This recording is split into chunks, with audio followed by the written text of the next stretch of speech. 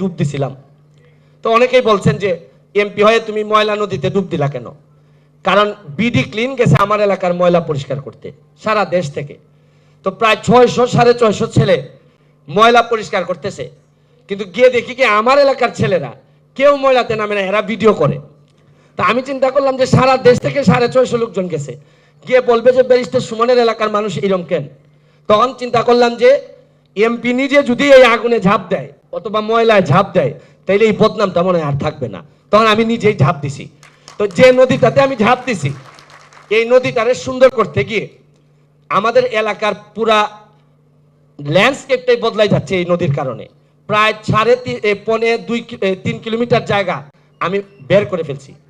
এখন বিউটিফিকেশনের জন্য মাননীয় মন্ত্রী ছাড়া আমার আর কোনো উপায় নাই।